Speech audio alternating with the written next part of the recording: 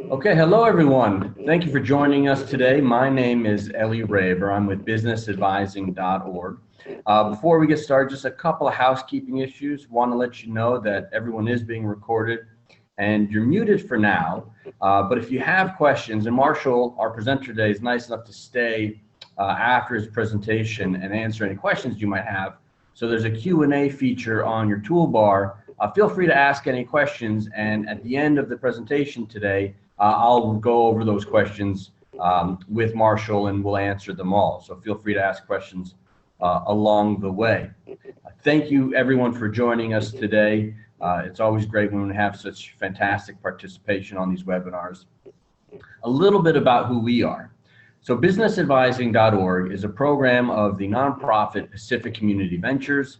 We are a small business accelerator matching small business owners with expert advisors, people just like Marshall, to work with you on your targeted business needs to help you grow your business. We also have a loan program here for California-based businesses, $10,000 to $200,000 for businesses that often don't qualify for traditional financing, and Marshall's going to go into a lot of that today. So before I pass the baton over to Marshall, I'm going to introduce him so you know how fantastic he is. So Marshall Lebovits has almost 30 years of experience in the secured financing industry. Marshall's passion is helping growing companies find the right financing solutions. These companies typically lack access to capital for reasons including short time in business, hyper growth sales, weak cash flow, or highly leveraged balance sheets. Companies who benefit from Marshall's advice usually have accounts receivable, inventory, purchase orders, or equipment that can be offered to a lender as collateral for repayment of a loan. So you can see Marshall is a great fit for the kind of businesses that we work with and the businesses that are on the webinar today.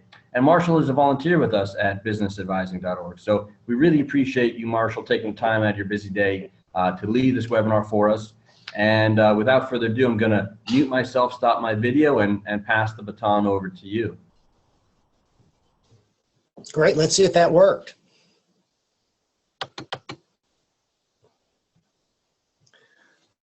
Good morning, everybody.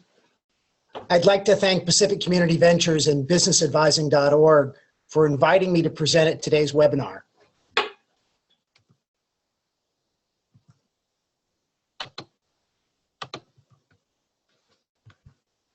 Now we got to get the slides to forward.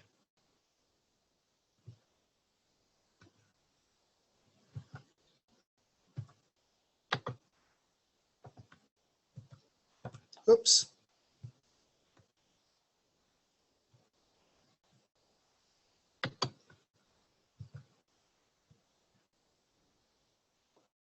Ellie, is that you moving the cursor? Yeah, so let me try to pass the baton back over to you. Okay. One more time.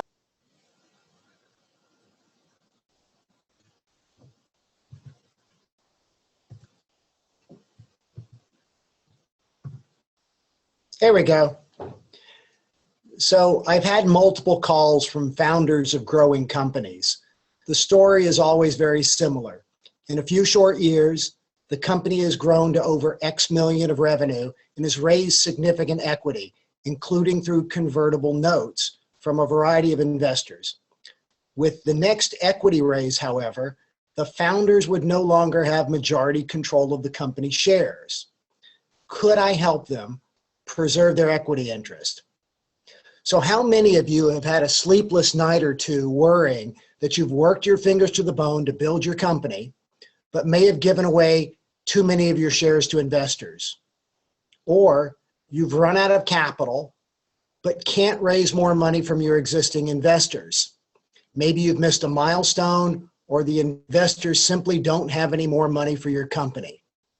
Maybe you've landed a super huge order and have no idea where to get a quick injection of capital to deliver your products. Today, we're going to learn about how to use debt financing to grow your company. And there will be time at the end for questions, so be ready.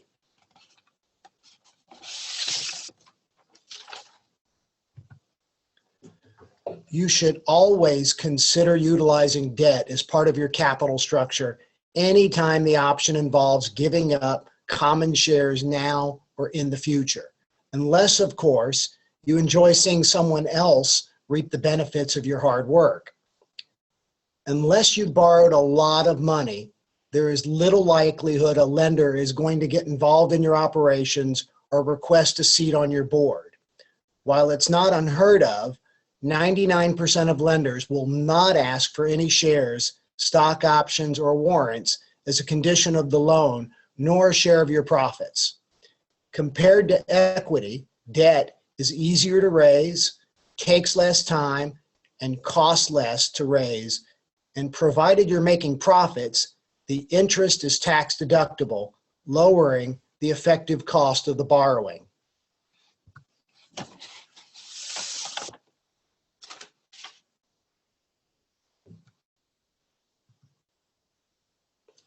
Looks like maybe we've got a little difficulty there at the top.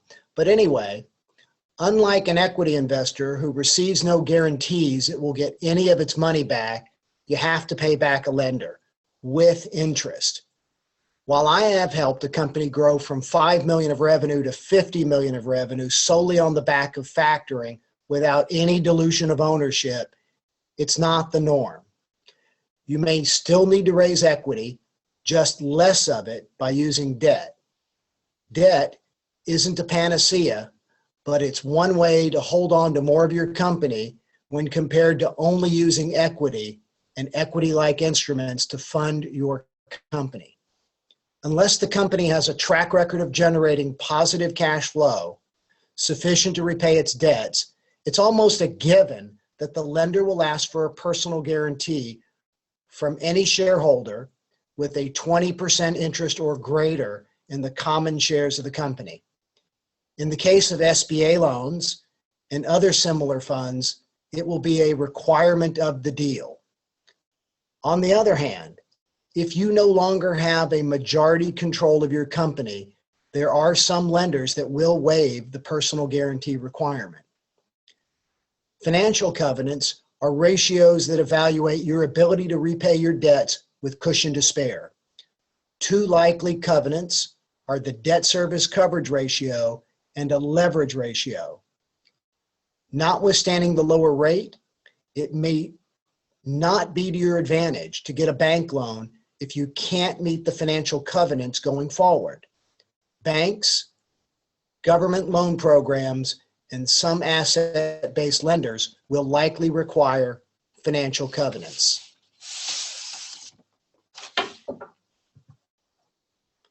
There are a lot of ways to raise debt financing. This is not an exhaustive list, but rather a sampling of the most commonly requested financing options. These loans can cost you as little as 4% per annum and as much as 100% per annum.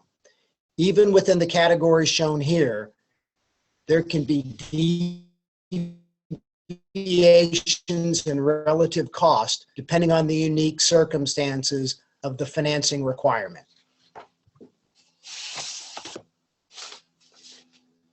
Two simple words on the cost of loans, caveat emptor.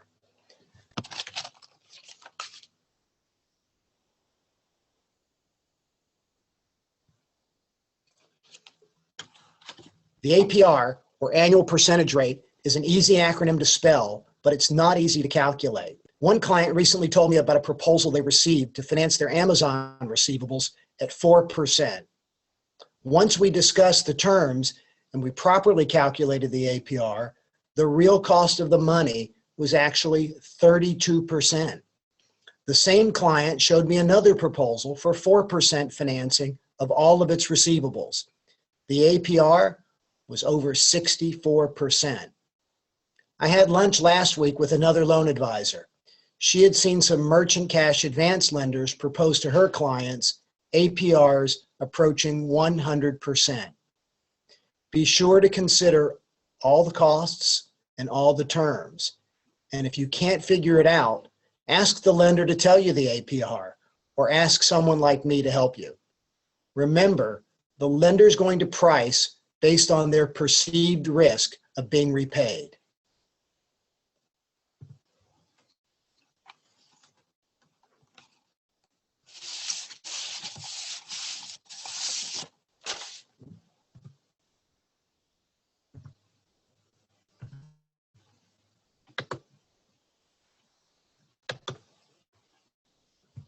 Little technical difficulty. Bear with me here for a moment.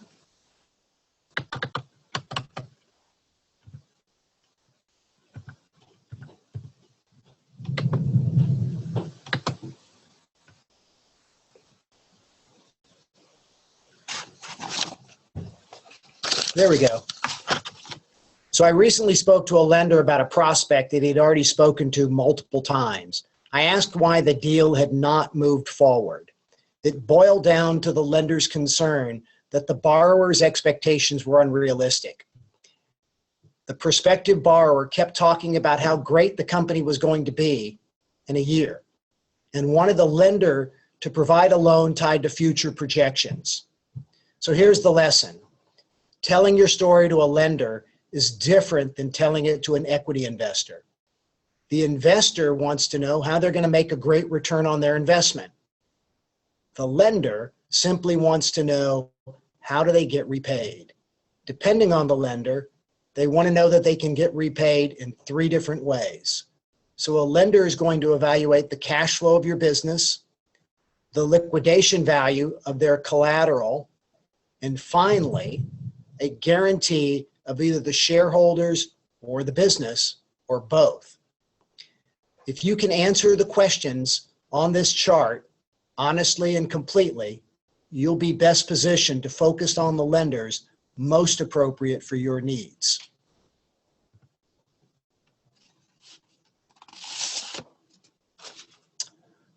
Small business loans take as much time for a lender to review as the larger ones, but don't make the lender as much money. It's why small business loan interest rates can be sky high. It's also why small business lenders continuously look for ways to standardize their underwriting. So if you don't fit neatly and simply into their credit box, you don't get approved. There's not always a lot of room for nuance and a unique story on small business loans. So in my opinion, there's 2 reasons why borrowers are declined for loans. First, they're simply talking to the wrong lenders. Who are the right lenders? Ask yourself these questions. What's the lender's minimum loan size? Does the lender evaluate your application solely based on historical financials? What if those historicals reflect losses? Will the lender approve a deal whose repayment is solely tied to projections of future earnings? Can the lender fund a deal without a personal guarantee? And does the lender provide true revolving lines of credit or only term debt financing? So here's the second reason that borrowers get declined for a loan. They're doing a bad job of telling their story in the way that the lender wants to hear it. The lender wants to know your story from the perspective that's outlined here on this chart. It doesn't have to be formal or written, although it helps. If you can address these key points to a lender's satisfaction, your probability of being approved will increase dramatically.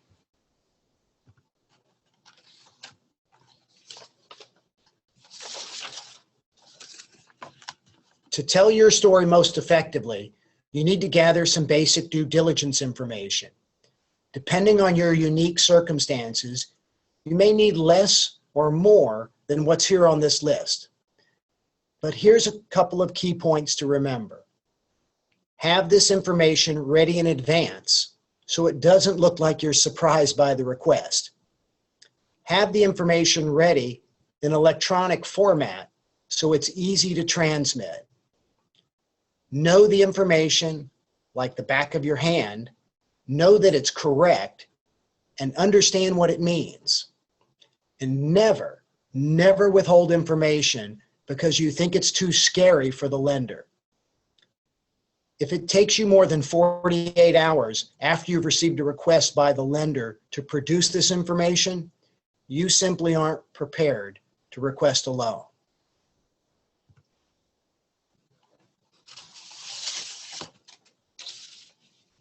When any lender, especially an asset-based lender, looks at the ability of a young and growing company to repay the loan, they're going to look very, very closely at your collateral. Who do you sell to? Are your buyers creditworthy? is your collective customer base paying on time? Cross-aging is one measure of when a specific customer is paying you or not, is paying you on time. If you can't collect $1 of gross revenue because of trade spend, the lender will only include net collectible revenue as collateral. Do your sales represent a legally binding transaction? Consignment sales and guaranteed sales are not considered to be eligible collateral for lending purposes. Debtor concentration is a measure of risk that lenders evaluate to see if you're selling too much of your product to a small number of customers. You may have 100 customers, but if you're selling through and billing to 3 distributors, they're going to consider you as having concentration issues, and you may need to explain this to your lender. I also know there's a concern about having enough inventory on hand to meet the demands of a great new opportunity. Sometimes the challenge is that your production schedule is lumpy because of scale and scheduling issues, or maybe you're working with a co-packer and you only produce every other month or on a quarterly basis. The bottom line is this: if you're not profitable, it's very difficult and very expensive to borrow against inventory.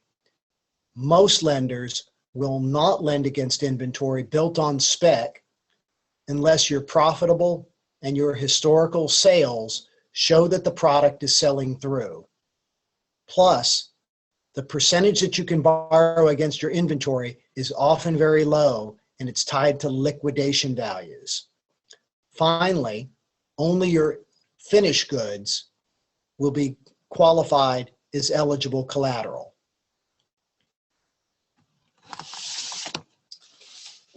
So where can you get some money? Let's start at the top. Conventional banks typically offer the lowest cost of funds. The challenge is getting these loans if you're early stage, hyper growth, highly leveraged, or simply not profitable enough.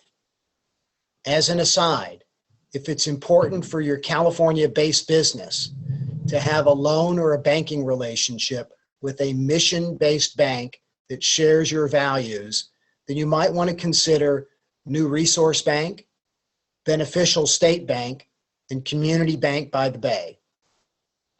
Now I want to skip to the second row, and I want to look at Cdfis and EDCs. Cdfis are community development financial institutions, and EDCs are economic development corporations. Pacific Community Ventures is a CDFI. Now, CDFIs and EDCs are nonprofit, mission-based lenders focused on investing and lending or providing technical assistance to companies in underserved communities. And they're generally focused on very specific geography, but they have some great lending programs. The Small Business Administration is the most well-known of all the government programs providing guarantees to lenders to make loans where credit is otherwise not available.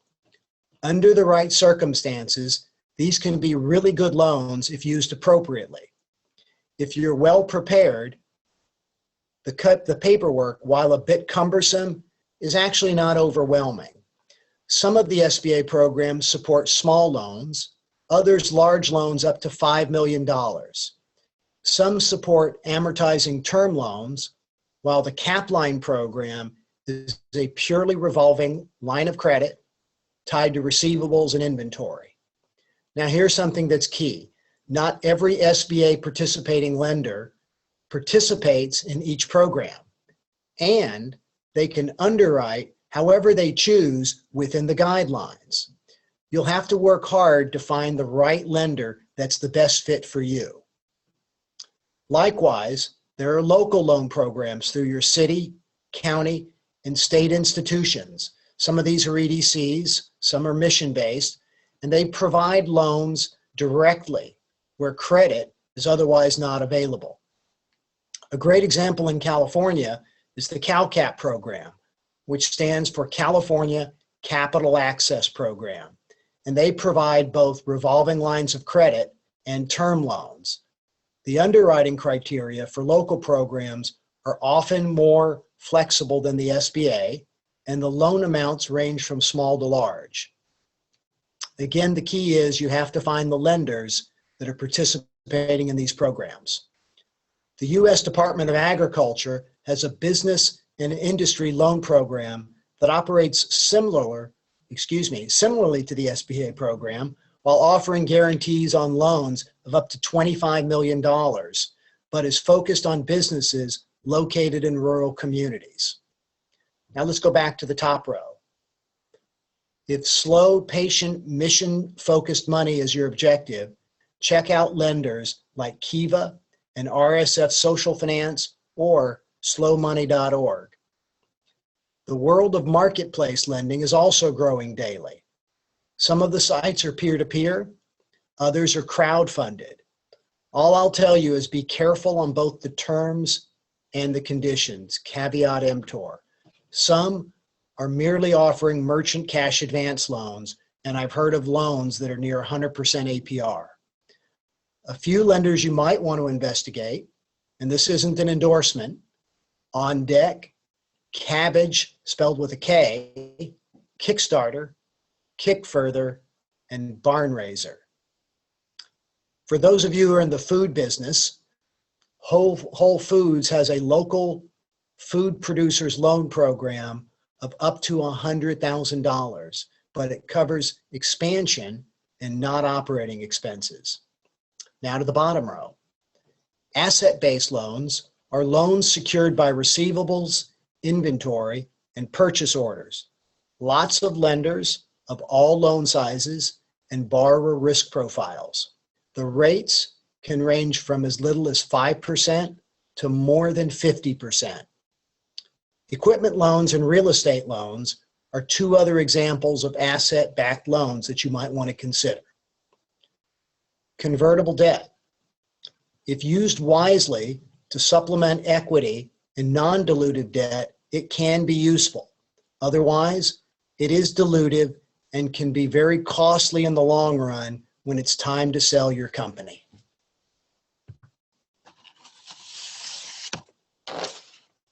So where do you find some of these lenders? I've given you some links here that will help you find SBA lenders, Cdfis, EDCs, and other mission-based lenders, and there are hundreds of them. There's also a new program that I found called it's actually through the Association for Enterprise Opportunity, and they enable banks who decline a loan application to refer that prospect directly to an appropriate Cdfi. It's very early in the rollout, and there are only a limited number of lenders and Cdfis currently participating. It's a great idea, but it's not clear how they're going to secure long-term funding to keep going. Keep in mind that the ability of any specific mission-based lender to lend to your company will be a function of a wide variety of factors, including geography, revenue size, time in business, and often your ability to create new locally based jobs. So what's the best advice ever? Start early, not only to prepare correctly, but to make sure that you consider debt very early in structuring your capital base. Focus your search on the right lenders and loan solutions based on your current credit profile. Don't focus on how you think you're going to be bankable in 12 months, other than to make sure you have the flexibility to transition without penalty. Don't use amortizing term loans to fund short-term working capital needs. Surprises are for birthdays. Don't hide or withhold information. The blanket lien. Before you approach a new lender, know who already has liens on your company. Always make sure you know about any liens you're about to give, and be careful of giving all of your collateral to one lender if they can't or won't support your future growth. Just like equity relationships, or just like equity investors, relationships matter. Industry knowledge, other resources they can bring to the table, and how they'll support you in tough times should all be taken into consideration. And unless there's a specific capital raise event in the future that you know with 100% certainty is going to occur and solve all your problems, never ever tell a lender you won't need them in 90 days. Leave your options open. I'm Marshall Lebovits, and I help growing companies navigate the maze of asset-backed financing solutions and help them find the best financing solutions. If you're a participant here today or a friend of Pacific Community Ventures, I'm always happy to take your phone calls. I greatly appreciate your time today, and I hope you found a couple worthy nuggets in today's webinar. And now, let's open it up to take questions. Okay, thank you, Marshall. That was fantastic. Really, I learned a lot. I'm sure the people on the webinar did as well. So we'll open it up to questions. I see a few came in, but everyone, just so you know, there's a Q&A tab on your dashboard. Go ahead and ask any questions that you have, and I will make sure to read them off to Marshall. So, okay, here's what came through. Why do I have to give a personal guarantee? And are there lenders out there that don't require a personal guarantee? As I said in one of the slides earlier, actually, the lender's going to ask for a personal guarantee for really one reason. If you drive the car into the ditch, they want to know that you're going to help them get the car out. It's really about making sure that you have some skin in the game, that if things go wrong and there's a default, that you just don't hand them the keys and walk away. And there are lenders that will release you from a personal guarantee requirement. It really depends on whether or not you've got a strong track record of generating cash flow for the business and that the business has a strong balance sheet. In those cases, many lenders, including banks, will forego the requirement for the personal guarantee. Fantastic. And how do I find a lender? You did sort of speak about this in terms of the different lending options, but how do I find a lender that promotes the values consistent with my company's values? Well, Obviously, that's gotten a lot of play here recently in the last 2 weeks with the items that have come out, the disclosures by Wells Fargo. The way to find a mission-based lender is to use some of the resources that I gave you on the list of resources. You can go, I think there's a website called bcorp.org. And also, if you go to the CDFI lists, you'll often find credit unions and banks and other lenders that share your values. And that's a great place to start. Fantastic. A question came in of, will they have access to this presentation and the slides later? Yes, we will be posting this on businessadvising.org later today. So you will have access to all of the information and the webinar again, so you can watch it and digest it and watch it several times over again. Okay, so another question came through is, when should I start considering financing?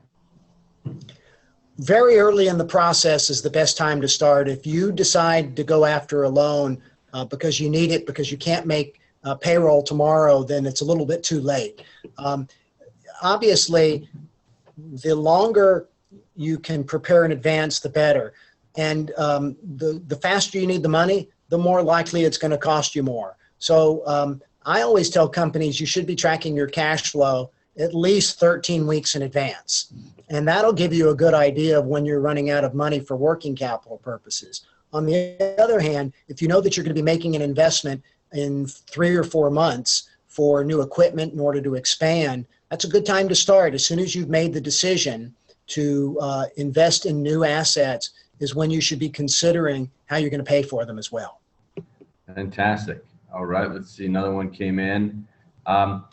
Do you have an opinion on the best lender for debt consolidation? Or maybe if you don't have a specific recommendation for a lender, what to look for when looking for debt consolidation?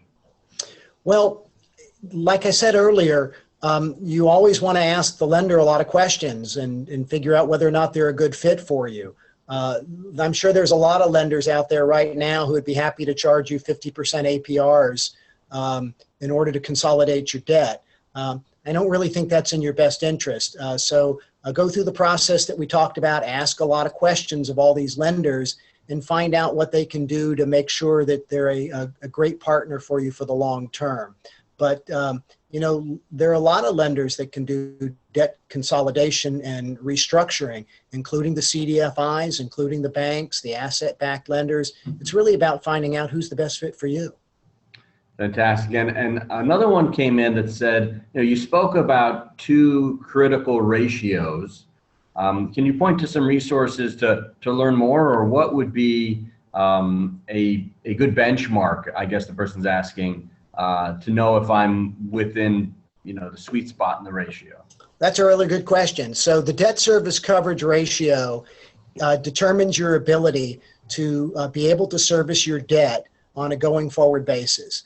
So the way that's calculated is that the lender will calculate what your cash flow is, EBITDA, earnings before interest, tax, depreciation, and amortization. And they'll see what you generated in the last 12 months. And then they're going to divide that by the current principal that's due, short-term amounts of principal, plus your their estimate of what you're going to owe in interest for the coming year. They want that ratio in most cases to be at least equal to 1.25. Some lenders will require higher, and some lenders will require a little bit less. But the idea there is that they're looking to determine whether or not, if something goes wrong, there's a little cushion there and you can still pay off interest and current maturities of debt. As far as the leverage ratio goes, it's the most simplistic calculation of leverage is taking the total amount of your debt liabilities and dividing that by the equity on your balance sheet. And sometimes the lenders will allow subordinated debt to be counted as equity. So what you do is you, again, divide debt by equity, and most lenders are looking for ratios where debt doesn't exceed equity by more than 3 to 1.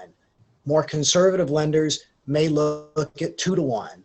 More aggressive lenders may say that as long as your debt to equity ratio doesn't exceed 5, they're willing to lend to you. So it really depends on the appetite of the lender. But that's how you calculate the ratio. Fantastic. You know, it really looks like there are a lot of options out there for small business owners, and it's knowing what questions to ask, which I think you armed us well with today, and doing some research to find the right lender. You know, I think, you know, sort of lay people often think that all lenders are created equal, but there are a lot of different options depending on your business needs. So I think it really opened our eyes up today. I really appreciate that. You're welcome. Again, my offer stands. If anybody needs to, you know, speak to me one-on-one, happy to do so, answer some of your questions. There you go. And there's all my contact information. Yes, that's how we get a hold of Marshall. You can also reach out to businessadvising.org. Thank you, everyone, for joining us today. Thank you, Marshall. And we look forward to seeing you on the next webinar. Thank you, everyone. Bye-bye. Thank you.